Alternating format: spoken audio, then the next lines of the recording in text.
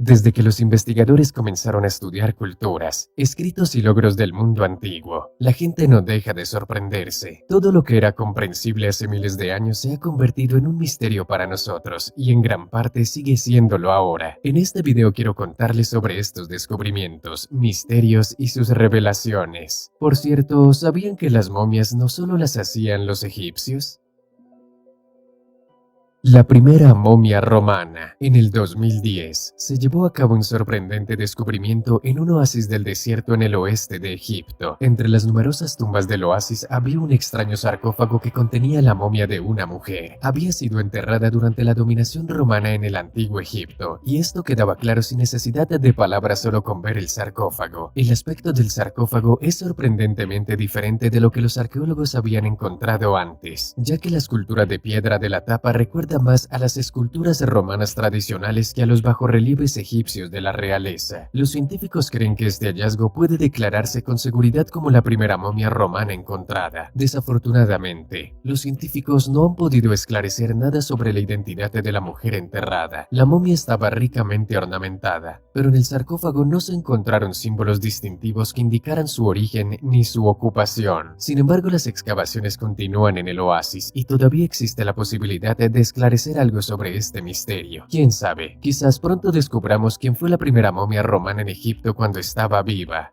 Un libro de lino de una momia de Zagreb. Este artefacto escrito en etrusco es un monumento con mucha importancia de la literatura religiosa de un pueblo del que sabemos muy poco. Un objeto que no se ha preservado en Grecia ni en Roma, y su descubrimiento se debió a una increíble coincidencia. A mediados del siglo XIX, un turista croata se trajo de Egipto una momia de una mujer que al principio estuvo en su colección de Viena, y tras su muerte acabó en un museo de Zagreb. Sin embargo, cuando se extrajeron las tiras de tela de lino de la momia, dañadas en algunos lugares y se examinaron más detenidamente, encontraron inscripciones en un idioma que primero se pensó que era árabe o etíope, pero más tarde el experto lingüista Jacob Krall determinó que era etrusco.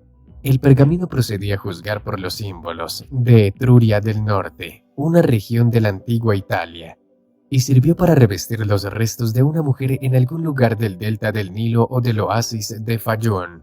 Se desconoce el lugar exacto del hallazgo, donde se supone que el clima seco garantizaba su conservación y acabó llegando a Europa para terminar en la capital croata. Solo se puede especular sobre las circunstancias en las que este libro llegó a Egipto, pero debió de ocurrir entre los años 100 y 200 a.C. El aspecto físico de la fallecida no nos dice nada sobre su origen étnico. Medía 162 centímetros y aunque ahora su pelo parece rojizo, puede haberse decolorado por el tiempo por la exposición a productos químicos de embalsamiento. Tanto si procedía de Etruria como si había nacido a orillas del Nilo, era sin duda la esposa o la hija de un etrusco que se había instalado en Egipto. Y aunque había adoptado los rituales funerarios de su nueva nación, de todos modos enterró a la mujer envuelta en una tela de reliquias traída consigo que le recordaba la religión de sus padres. El texto en sí no tiene ninguna relación con la persona a la que el pergamino iba a servir de lienzo. A diferencia de los libros egipcios de los muertos, ni siquiera contiene escritos que le aseguren una próspera vida después de la muerte. El significado general de este libro se aclaró gracias a una larga investigación de ilustres lingüistas. Se trata de un calendario ritual que indica la realización de ceremonias en honor a Júpiter, Neptuno y otros dioses en determinados días. El 18 de junio, el 26 de septiembre, etc. Aún así, a pesar de todos los esfuerzos de los científicos, la mayoría de las inscripciones aún no han sido traducidas. En esta etapa, las tiras de tela de la momia de Zagreb representan un raro ejemplar de un pergamino antiguo ya que está escrito sobre tela, lo que confirma su origen extranjero en Egipto, donde siempre se escribía sobre papiro. Lo que queda de él, aproximadamente la mitad, consiste en 12 trozos de tela, cuya longitud varía entre 17 centímetros y 3 metros con 24 centímetros. Con una anchura más o menos igual de 6 a 7 centímetros. Afortunadamente se pudieron unir varios de ellos para poder reconstruir el conjunto. Se trataba de un pergamino de una longitud total de 13 metros y 75 centímetros. El manuscrito debió de producirse antes de que el etrusco fuera sustituido por el latín. Como era costumbre en Etruria, el texto se lee de derecha a izquierda. El propio texto y las líneas que separan las columnas fueron escritas en tinta roja de manera precisa y cuidadosa, lo que demuestra el valor del libro para el escribano de la época. El Zigurate de la antigua Ur. La civilización sumeria le dio al mundo su primera lengua escrita y sus primeras obras literarias. En la antigua ciudad de Ur, descubierta en la actual Irak, se han encontrado extrañas y siniestras tumbas de los reyes sumerios. Además, los arqueólogos han investigado un magnífico ejemplar de arquitectura antigua, la misteriosa Torre Ziggurat. Se ha conservado hasta el día de hoy, habiendo pasado por varios milenios muy turbulentos. Hace unos 7500 años, las tribus nómadas comenzaron a crear asentamientos en el fértil valle entre el Tigris y el Éufrates. Poco a poco fueron formando una civilización desarrollada y poderosa que hoy llamamos Mesopotamia o Sumeria. Los sumerios crearon la escritura, cuneiforme y las primeras obras literarias. También construyeron una de las mayores ciudades antiguas, llamada Ur. Por cierto, se menciona en la Biblia, en el libro del Génesis y en el Antiguo Testamento. Según la interpretación bíblica, Ur fue construida por los antepasados de Abraham, que deseaban construir una ciudad y una torre hacia el cielo. Durante muchas décadas los arqueólogos han tratado de desentrañar los misterios de la civilización sumeria. Poco a poco han reconstruido la imagen de la antigua Ur y ciertamente las construcciones arquitectónicas de culto de los Ziggurats pueden considerarse una de las creaciones arquitectónicas más significativas de aquella época. En Ur, una ciudad bulliciosa y concurrida con miles de personas en sus calles, el Ziggurat se ha conservado mejor que en cualquier otro lugar. Los edificios de la ciudad estaban construidos principalmente con ladrillos de barro, así como el enorme y magnífico Ziggurat,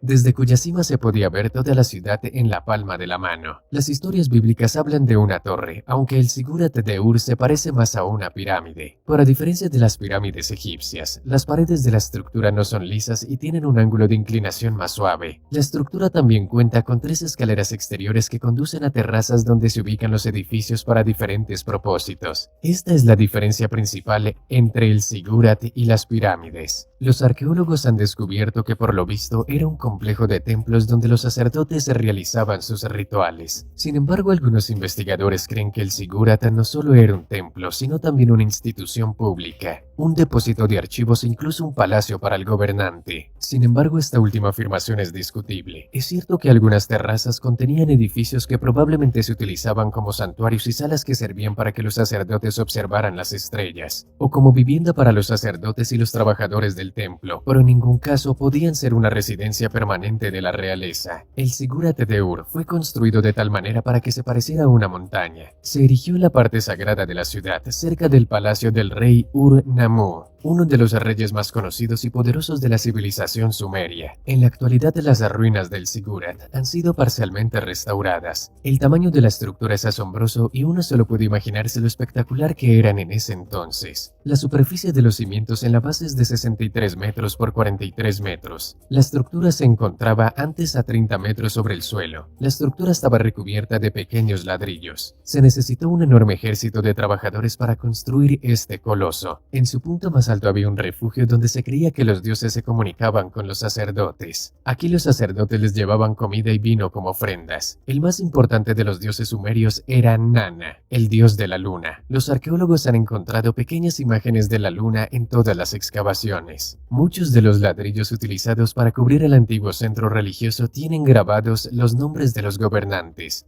sobre todo el del rey Ur-Nammu. Durante un tiempo solo se grabó su nombre en estos ladrillos, pero con el paso del tiempo los ladrillos se desgastaron y tuvieron que ser reemplazados, por lo que se tallaron nuevos nombres de los gobernantes sumerios que vivieron en épocas posteriores. En el primer cuarto del siglo pasado, el arqueólogo británico Leonard Woolley llevó a cabo unos descubrimientos realmente magníficos en Ur, que han permitido ampliar considerablemente el conocimiento moderno de la cultura sumeria. Por ejemplo, encontró una tumba real en la que halló joyas de oro y plata finamente trabajadas, vasijas llenas de metales preciosos y un casco de oro perfectamente conservado.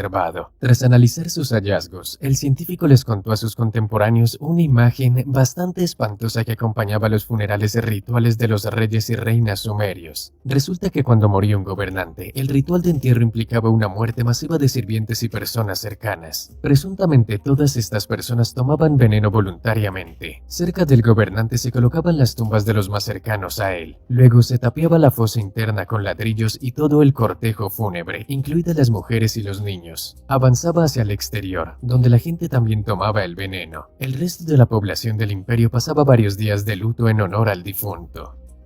Puertas estelares de Sri Lanka. La antigua ciudad de Anuradhapura, en Sri Lanka, se convierte cada año en un centro de peregrinación para miles de turistas que intentan descifrar, o al menos tomar parte en el misterio de las puertas estelares de Sri Lanka, un dibujo místico tallado en roca. En el idioma local se llama Sakwala Chakraya, que puede traducirse como ciclo del universo. El gráfico tiene un diámetro de 1,8 metros para ver la fachada en su totalidad. Hay que bajar a ras del suelo y para ello hay 4 asientos de arcilla moldeada frente a la roca que están colocados de manera que los que se sientan allí pueden tener una vista general del lugar. Las puertas estelares fueron descubiertas por el explorador Harry Bell a principios del siglo XIX. Y el problema clave de este objeto es que nadie tiene idea de para qué sirve. No hay imágenes similares en la cultura hindú ni en la budista, así que resulta que las puertas estelares no se relacionan con la religión. En el centro del diagrama hay 7 círculos concéntricos separados por líneas paralelas horizontales y verticales. Los bloques rectangulares tienen pequeños círculos cruzados en el centro y en la roca también se ven signos que parecen olas, paraguas, arcos y flechas. Solo hacia el perímetro exterior aparecen imágenes de animales marinos que pueden relacionarse con la antigua cultura de los pueblos que habitaban la isla. Antes de la llegada de la red mundial, Sakwala Chakraya no llamaba mucho la atención y durante mucho tiempo las tallas en la roca solo atraían a los científicos a la isla, que intentaban sin éxito desentrañar su misterio. Pero todo cambió con la llegada del internet y los rumores acerca de las puertas estelares de Sri Lanka empezaron a extenderse. Aunque el descubridor del gráfico, el propio Bell, lo considera un mapa primitivo del universo tal y como lo veían los habitantes de esta antigua civilización y con el tiempo el objeto adquirió un significado casi místico. Sea como fuere, ninguna de las teorías ha sido debidamente corroboradas, y quién sabe, puede que la humanidad aún tenga que descubrir la verdad en el futuro. Eso es todo, amigos. Denle me gusta si aprendieron algo nuevo, escriban sus comentarios y hasta pronto.